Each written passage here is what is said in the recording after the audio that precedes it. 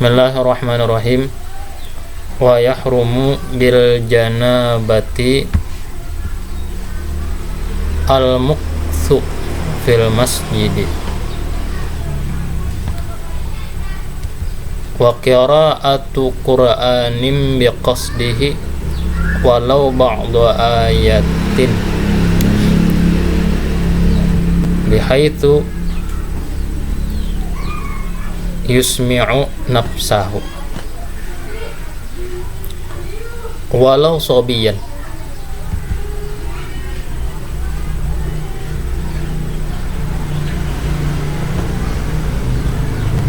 Dan haram dengan sebab janabah junub bertahan di dalam masjid, menetap di dalam masjid.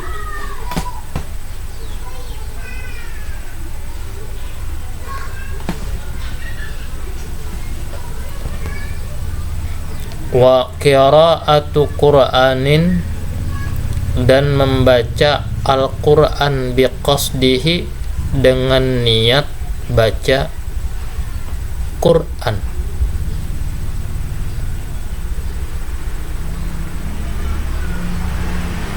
Dengan niat bacaan Al-Qur'an.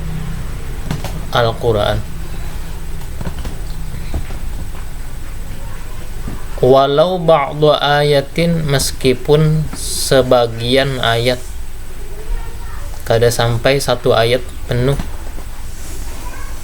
Bihaitu sekira-kira yusmi'u nafsahu, memperdengarkan dirinya sendiri.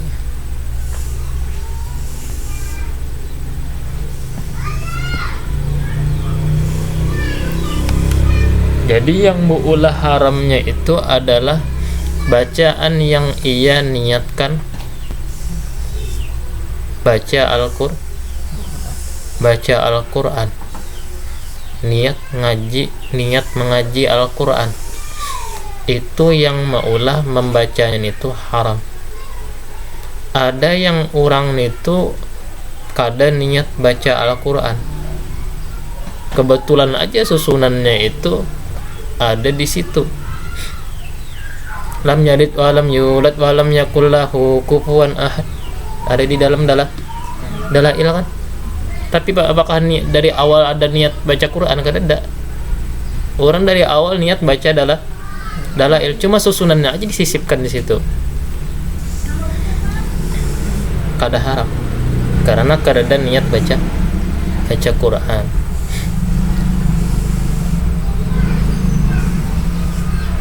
Atau jaga-jaga hafalan, apa mengingat-ingat hafalan, lalu buku rimit muntung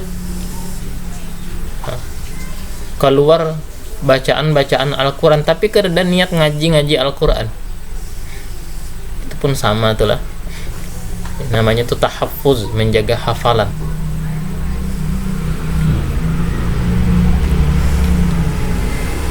Jadi kesimpulannya, kalau baca Al-Qur'an itu haram bagi orang junub jika dia qasadal Qur'an wahdah, jika dia niatkan Al-Qur'an semata, ataupun ia niatkan baca Qur'an disertai yang lain, dicampur antara niat Qur'an dan niat zikir misalkan.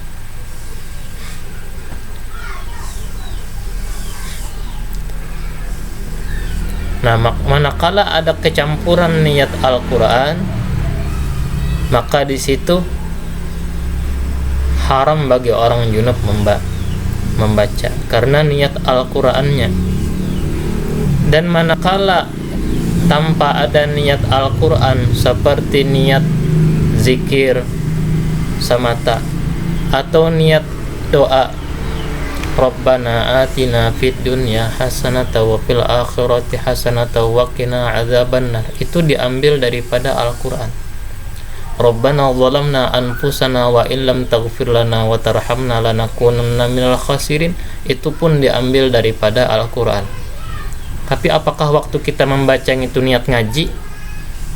Adakah niat ngaji Quran waktu membaca Rabbana atina? Kada ada kalau lah. pasti kita waktu membaca Rabbana Atina niatnya berdoa ya kalau berdoa, awit tabarruk, atau niatnya apa, niatnya lagi tuh mengambil barokah daripada bacaan Quran, karena niat baca Quran, niat hafalan, atau tanpa niat, tanpa ada niat, tanpa niat, untung lepas begitu aja, niat Quran kosong, niat zikir kosong, niat doa kosong, niat ngambil barokah kosong, lepas begitu saja. Yang keluar daripada muntungnya itu namanya apa? Bacaan yang keluar di muntung secara mutlak tanpa ada niat. Saat itu kada haram.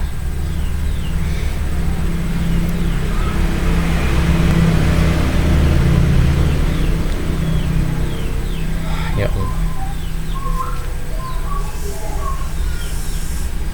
Meskipun inya membaca bacaan yang tak ditemukan susunan bacaan itu selain di dalam kitab Al-Quran susunannya, macam tadi Qul huwallahu ahad hanya ada di dalam Al-Quran ya Allah, cuma disisipkan di dalam dalailul khairat. Waktu kita membacanya itu, waktu kita membaca dalail, pasti kita dari awal niat bersolawat ya Allah. Nah maka itu kada haram. Selama tadi jangan sampai berniat baca Quran. Ada juga yang kita tuh ma'labiyu, apa nih, orang junub itu baca Yasin itu haram, baca Quran kada haram.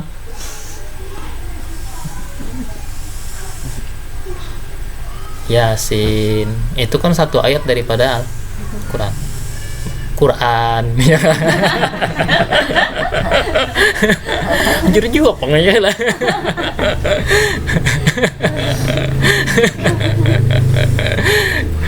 Baru macam Qurannya. Baca Yasin haram memang, karena dalam Al-Quran ada satu ayat Yasin ya. Ngarannya mah halabiyo tuh, orang serius nangarakan saudara ya. Kemudian apa lagi? Walau sobian, meskipun anak kecil ya. Khilafan lima afta bihin Nawawi, bersalahan bagi yang memfatwakan dengannya oleh Imam An-Nawawi.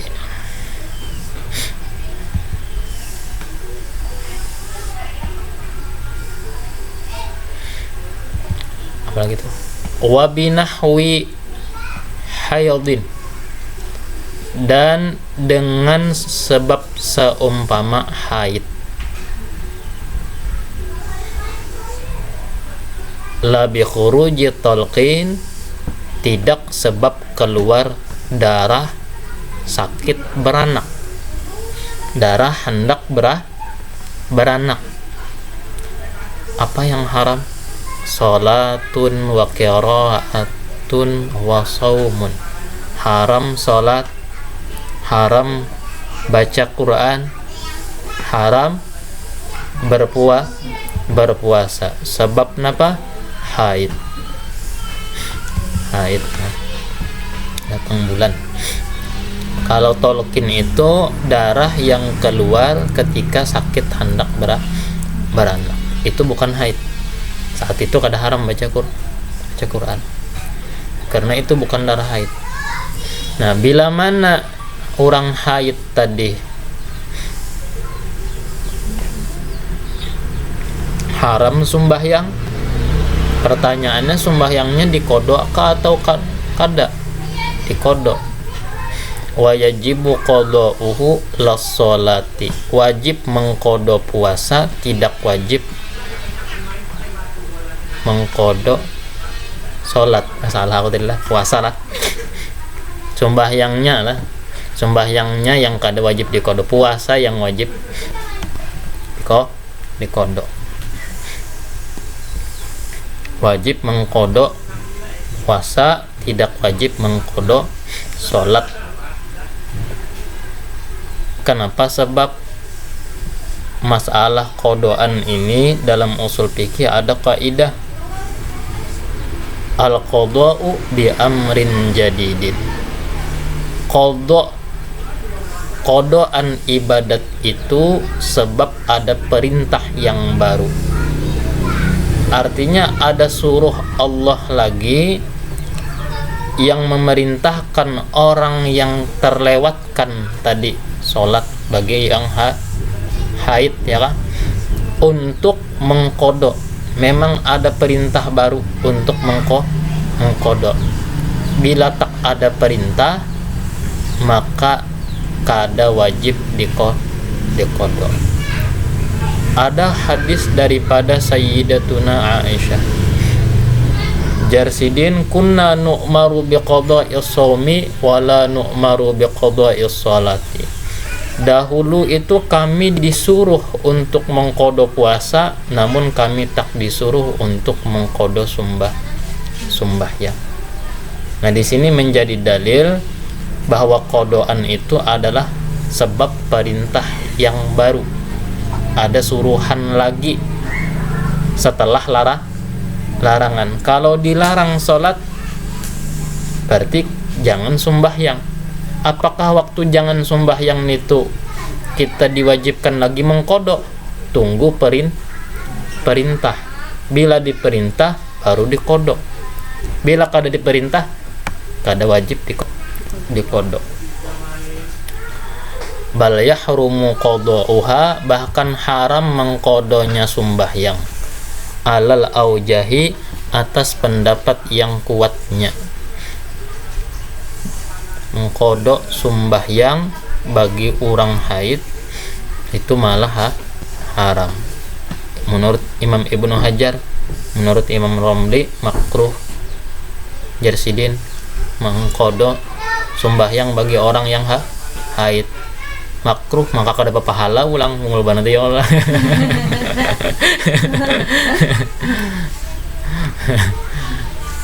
Gawian makruh digawi maka kada pahala.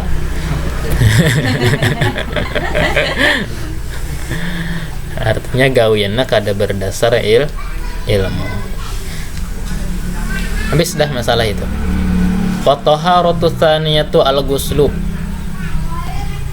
Bersuci yang kedua adalah al-ghuslu, mandi. Bisa dibarisi al-ghuslu, bisa dibarisi al-ghuslu. Namun masyhurnya dalam bab mandi dibarisi dengan al-ghuslu. Huwa lughatan, iya mandi pada bahasa, sayalanul ma'i ala syai'i, mengalirkan air atas sesuatu. Itu menurut bahasa.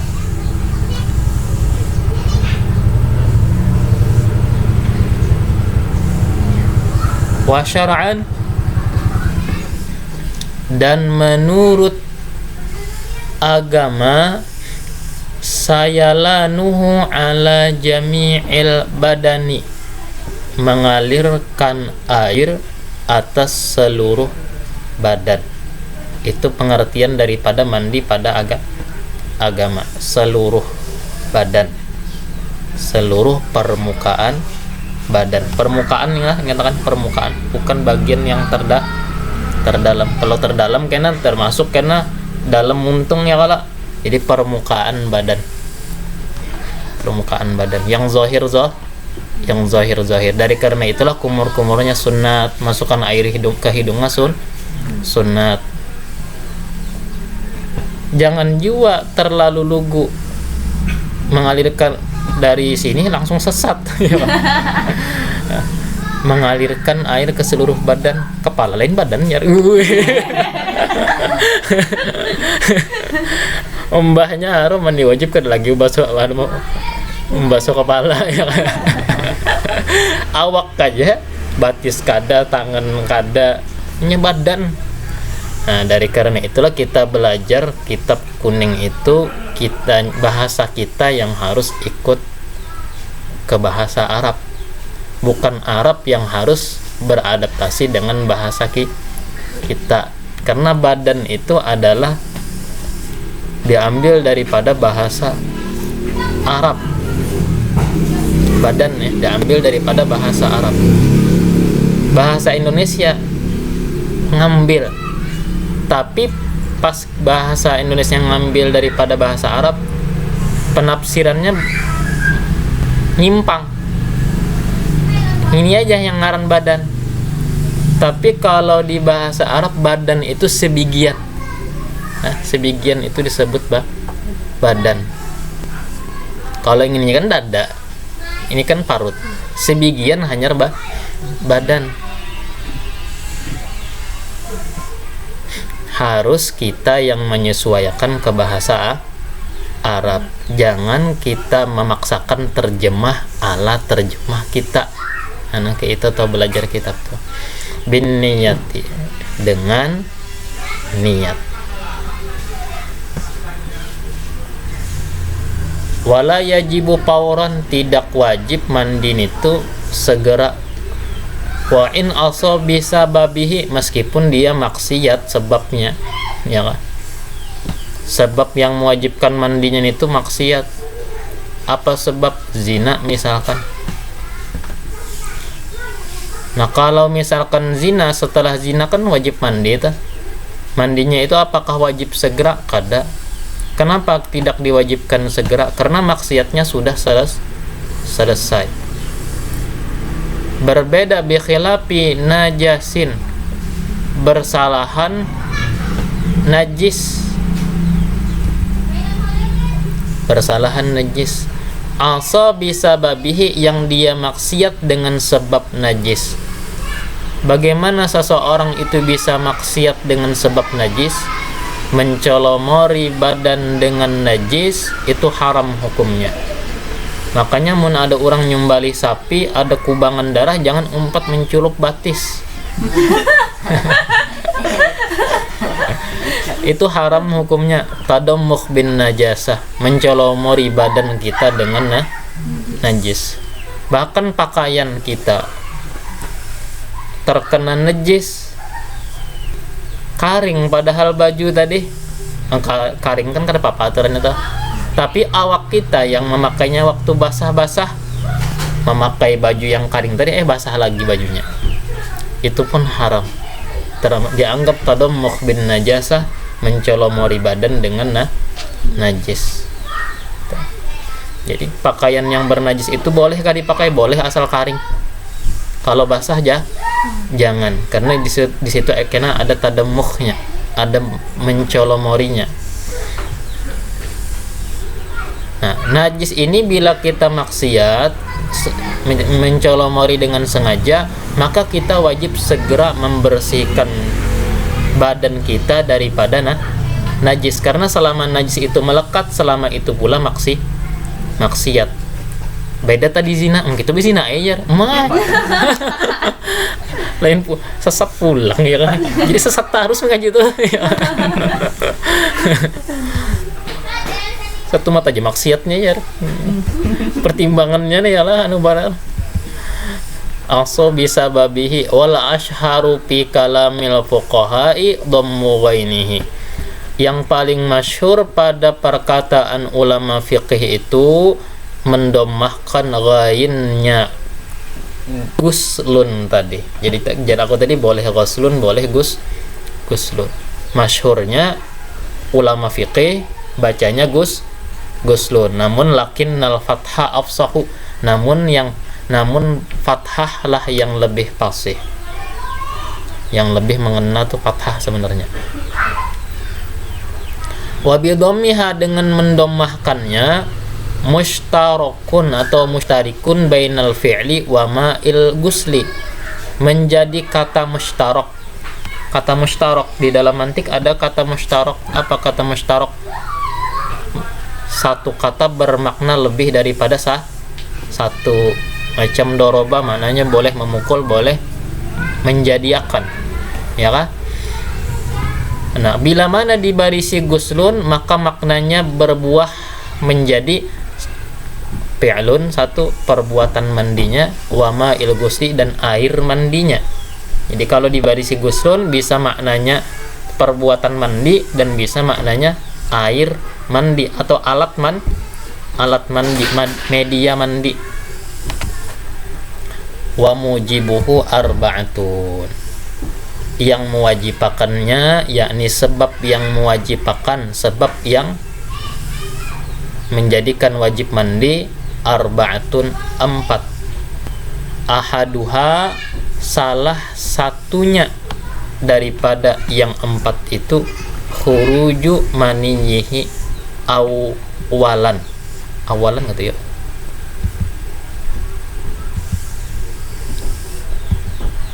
Awalan lah, kada yang awla ya Allah. Nampak atau keluar air mani awalan. Apa awalan itu maksudnya? Kenapa tidak ada awalan di situ?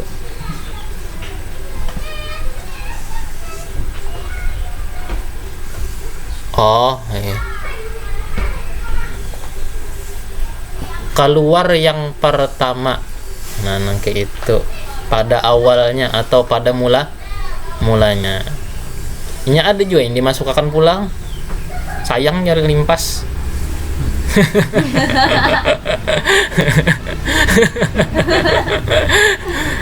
Masukkan misalnya binian lah, masukkan pulang, lakiannya apa membayangkan udah kau. Masukkan ulang. Limpas yang kedua itu kadang wajib akan mandi, itu maksud daripada awalan tadi. Anjinya pengarangnya kandan gitu Pak. Artinya kritis ya kah? Kalau pina ada satu saat apa muncul pikiran-pikiran yang macam-macam, dimunculkan duluan supaya jar orang Banjar itu kada bore ya kan.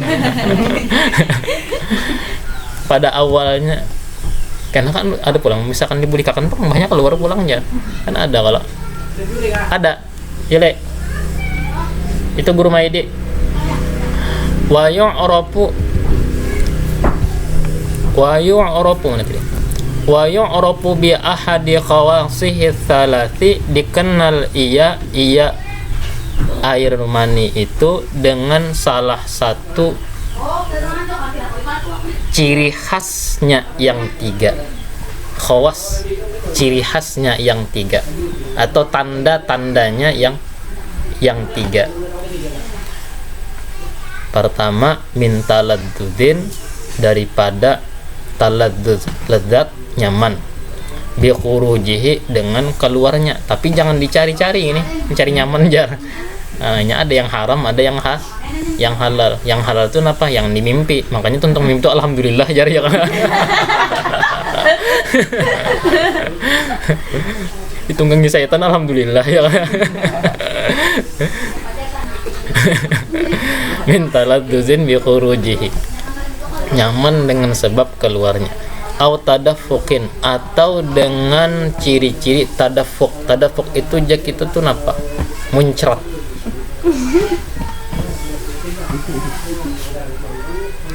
Muncrat. Meskipun tak merasa sedap, tak merasa nyaman waktu keluarnya. Ini salah satunya aja tandanilah. Kada mesti harus ketiganya, salah satunya aja. Aurihin ajinin, atau bau adonan. Misalkan orang mimpi basah tuh kan, kada menyadari inya waktu mimpinya itu cuma, dan inya merasa kada temimpi, cuma bangun basah. Kada mimpi mam tadi ada sebunyi kada mimpi tapi basah.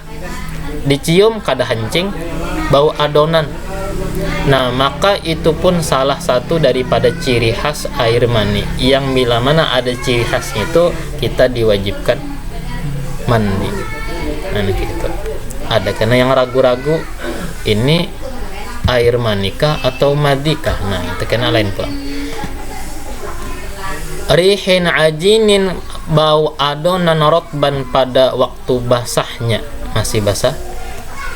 Wa bayadi bayadin jafan, dan bau putih telur waktu keringnya. Waktu kering bau putih intalu.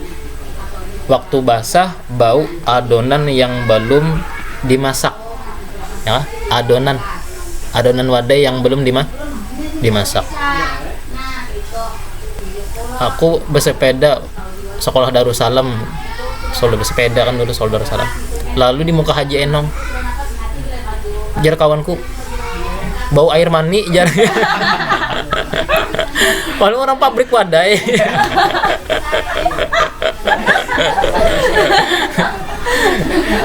Ya katanya bau adonan ke bungas jual, katanya bau air mani.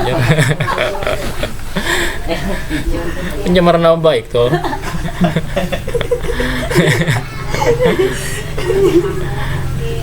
Iya, kasar banget itu. Fa in faqadat hadhil khawasa, maka jika tidak ada akan ini ciri khas yang 3 tadi, salah satunya aja lah fala gusla, maka tidaklah wajib mandi. Naam maknanya tetapi. Law syakka fi syai'in amaniyun huwa au madiyun, jikalau ragu seseorang pada sesuatu, apakah air mani itu atau air madi, takhayyara, maka dia boleh pilih. Ada hak pilih bila mana ragu-ragu, melihat ragu, dicari ciri-cirinya kededa kan. Bisa kalau kehilangan ciri-cirinya itu bisa. Mengingat mimpi, rasa kededa memimpi. Dilihati tapi ada macam bercak. Tapi dicium pun kada bebau. Merasa nyaman pun waktu guring kededa. Nah, itu karena tuh boleh pilih. Kalau hendak menganggapnya air mani, wajib mandi. Kalau menganggapnya air madi, cuci. Itu aja, basuh. Artinya kalau madi najis, kalau mani suci, itu bedanya. Kalau madi itu adalah najis, kalau mani suci.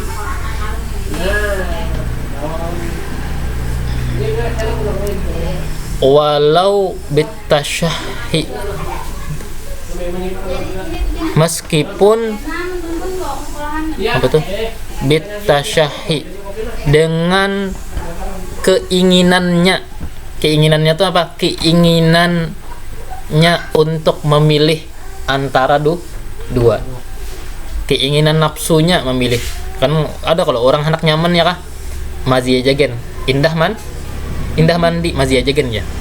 Indah mandi. Itu karena keinginan pribadi, bukan berdasarkan penelitian ijtihad.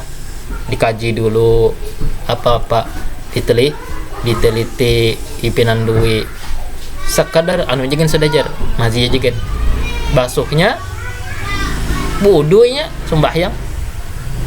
Nah, itu ngarannya dengan keinginan pribadi.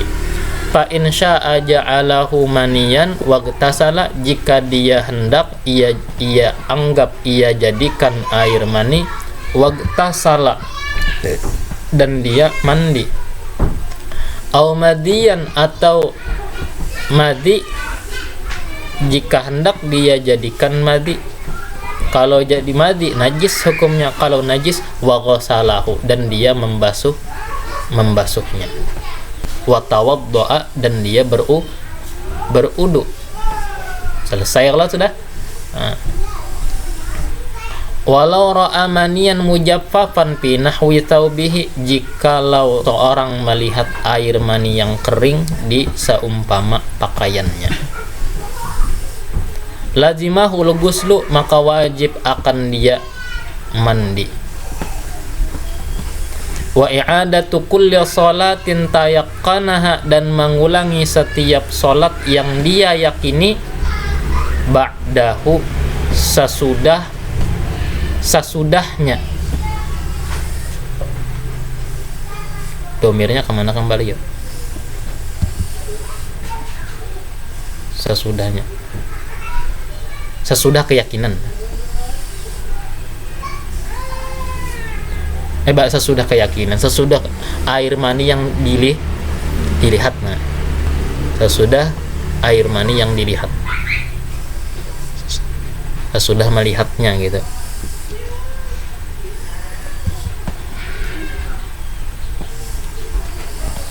wajib mengulangi setiap sholat yang dia yakini sesudahnya, yakni sesudah melihat, baru saja melihat itu air mani. Apa contoh, misalkan orang ini guring beberapa kali, bulan puasa misalkan, guring beberapa kali, selimut itu yang paling nyaman tuh selimut pang lah, atau ulas tilam, atau pakaian boleh juga, pakaian yang dipakai misalkan ya itu juga.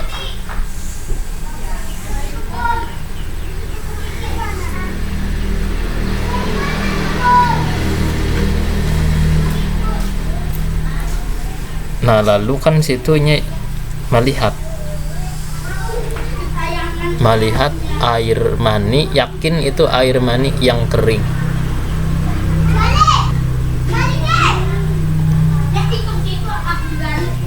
Namun inya kada tahu air mani ini kolehan guring yang mana, ya kah?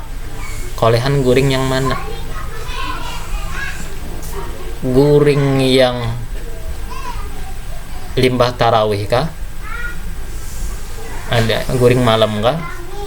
Atau guring limbah besaur kah? Atau guring siang kah? Oh, pokoknya gawin guring aja nih lah.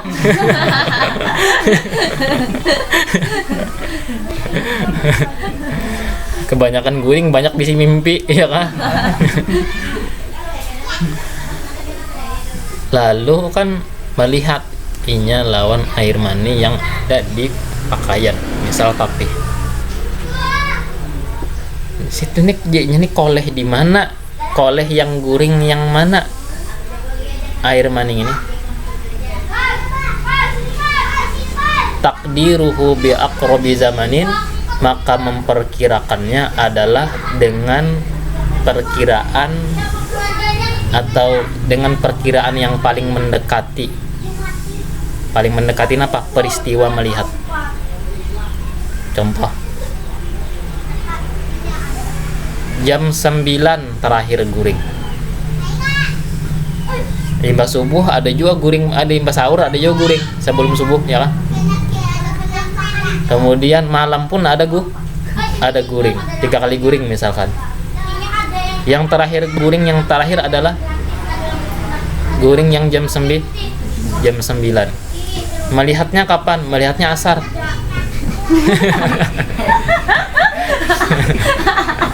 Artinya lawas kalau sudah ya kan karing lah tah.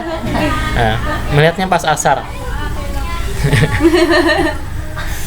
Nah, maka kita mengukur peristiwa melihat air mani ini ke guring yang mana? Guring yang terakhir. Bi aqrabi zamanin, dengan waktu yang terdekat dengan peristiwa melihat. Timbah jam 9 gawian sembahyang apa yang kita gawi 9 siang? Yang tegawin apa? Zuhur dan asar. Berarti yang wajib diulangi adalah zuhur dan asar. Ya kah? Amun kita mentakdirkan atau memperkirakannya dengan masa terjauh, maka mulai subuh kita mengkodok, ya kan? Sama pun kita misalkan mendapati bangkai yang ada di sumur, bangkai ini lawas sudah di sumur, lawas di sumur. Ngaran bangkai itu kan beburuk sampai merubah sifat banyu. Yang nyatanya sifat banyu itu yang kuat perubahan itu adalah pada baunya, ya kan? Banyu dua kullah, meskipun dua kullah bila berubah sebab najis, maka yang dua kullah itu menjadi mutanajis. Nah itu karena tuh kita kaidahnya sama dengan itu. Apakah semua sholat yang wajib kita ulang? Kada. Kita mengukur waktu yang terdekat. Waktu terdekat, ya kan? Kira-kira wai apa terakhir mencium ini banyu yang bebau. Kita kejatuhan bangkainya kada tahu tanggalnya, wayahnya, ya kan? Kada tahu kalau tahu. Nah, tapi kita kawa merasa-rasa banyu ini bebau mulai hari apa. Seandainya misalkan sudah 2 hari yang kena terasai banyu yang ke ini, maka 2 hari wajib mengulangi sembahyang. Karena kejatuhan bangkainya kada tahu wayah apa. Kada kawa kita meneliti itunya. Masa kita takuni kekawanan ayamnya? Ada kawa. Apa tadi? Al aslu fi kulli haditsin taqdiruhu bi aqrabi zamanin. Itu ada dalam kaidah fikih. Rasanya pernah aku ngajarkan sanawiyah dulu lah. Al aslu fi kulli haditsin taqdiruhu bi aqrabi zamanin.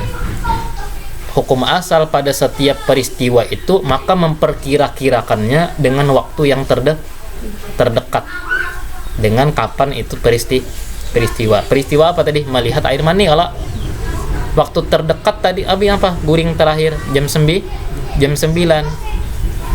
Ya, maka dari yang setelah jam 9 sembahyang napa digawi zuhur dan asar, maka cukup zuhur dan asar yang wajib diulang. Puasanya pengguru, puasanya kada apa-apa.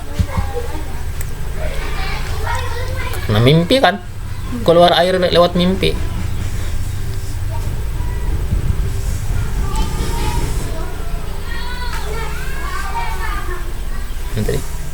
Malam yahtamil adatan kaunahu min ghairihi. Ya sangka kayaknya. Selama tidak memperkirakan, memungkinkan pada umumnya bahwa air mani itu milik orang lain. Mau jahat sangka. Iya. Si anu itu rajin nonton video porno aja. Oh iya lah. Guring setilam. Ya kan?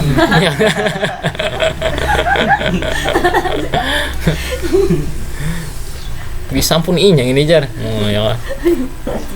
Sok suci pulang ya kan. Wasaniha yang kedua daripada yang mewajibkan mandi itu dukhulu hasyafatin, masuk hasyafah, masuk ra'sud dzakar. Tahu aja kalau maknanya lah, bisa diartikan kan ra'sud dzakar. Cari di kamus saja ra'sud dzakar itu ya kan. Aku terjemahkan kan aku sensor tit ya kalau bunyi.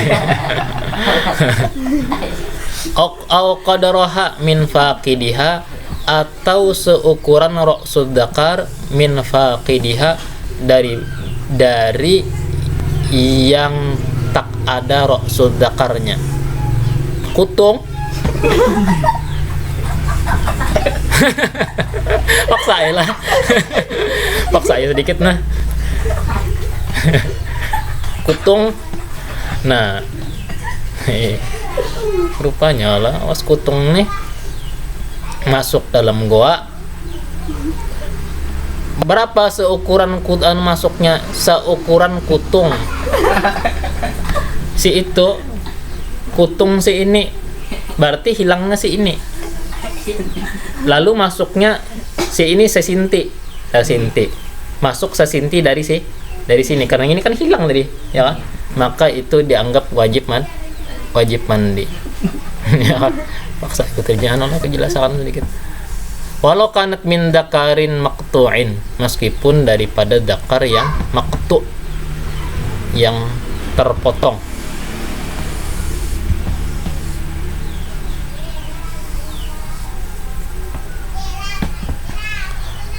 Au min bahimatin, atau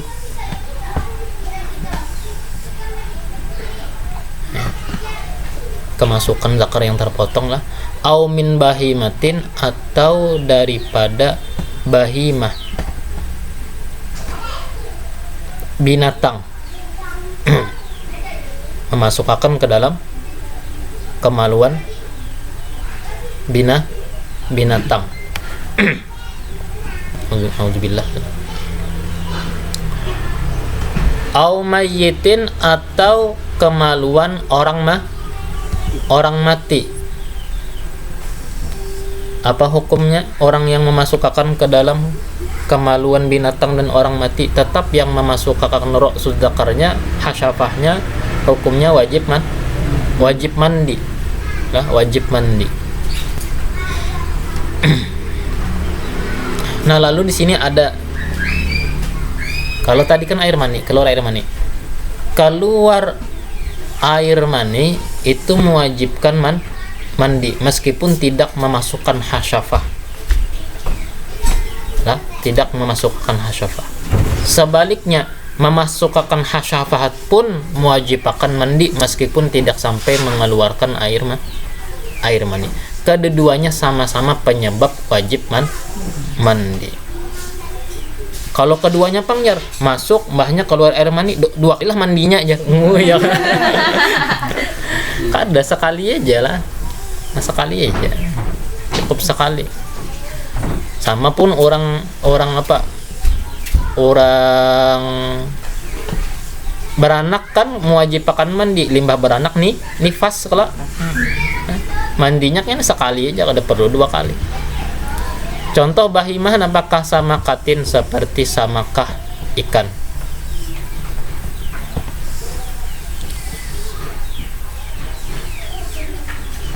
Kubulan telangkah kah? Nah, kubulan au duburan. Kubul ada iya kemaluannya, au dubur atau dubur.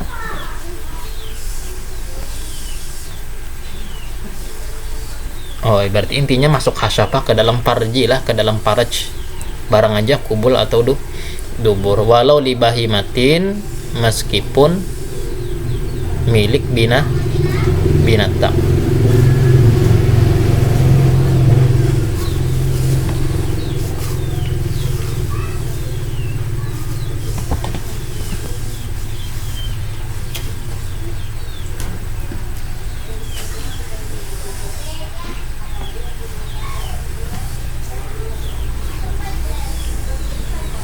Wala yu'adu gusluhu, dan tidak diulangi mandi siang mati, karena kan tadi mandi orang mati tong mandi ada yang nggawi terlalu banyak ini.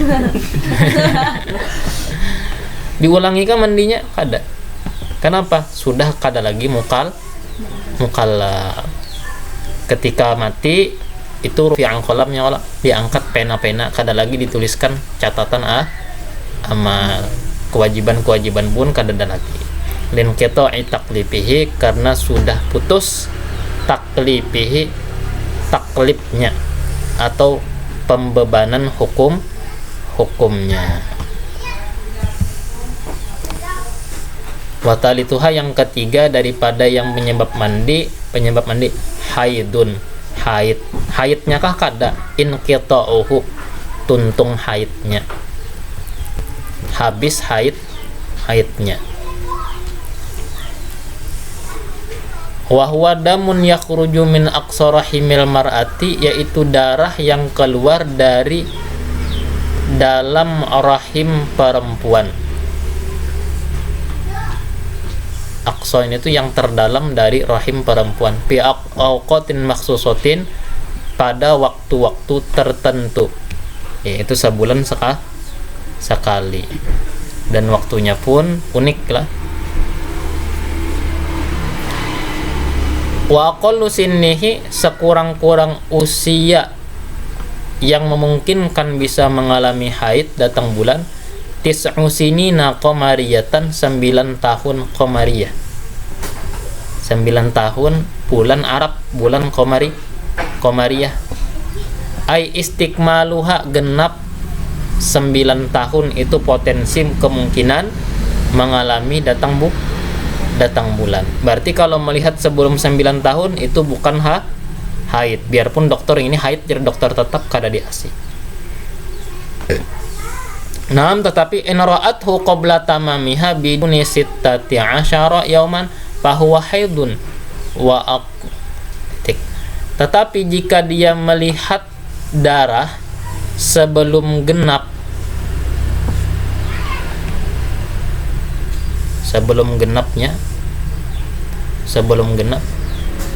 kurang 16 hari, bahwa haidun, maka itu hukumnya haid.